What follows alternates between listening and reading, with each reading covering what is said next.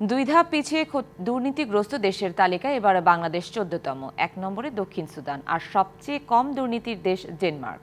জার্মানির বার্লিন ভিত্তিক আন্তর্জাতিক সংস্থা ট্রান্সপারেন্সি ইন্টারন্যাশনাল দুর্নীতির ধারণাসূচক প্রতিবেদন 2024-এ এমন চিত্র উঠে এসেছে।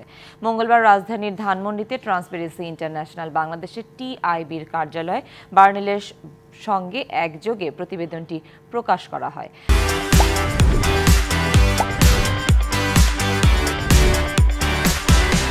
প্রতিবেদনের বিভিন্ন দিক তুলে ধরেন টিআইবির নির্বাহী পরিচালক ইফতেখারুজ্জামান। তিনি বলেন, 5ই আগস্টের পর অনেক মুখের বদল হয়েছে, কিন্তু প্রতিষ্ঠানের চর্চা বন্ধ হয়নি।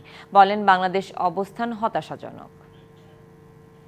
এখন যেটা অপর পরিস্থিতি দেখছি, আবার 5 আগস্ট থেকেই আপনারাও জানেন, আমরাও জানি, একই জিনিস কোনো কোনো ক্ষেত্রে দলবাজি, দখলবাজি, চাঁদাবাজি শুরু হয়েছে। শুধু মানুষের ব্যক্তির পরিবর্তন হয়েছে, ব্যানারের পরিবর্তন হয়েছে, কিন্তু চর্চার পরিবর্তন হয় নাই।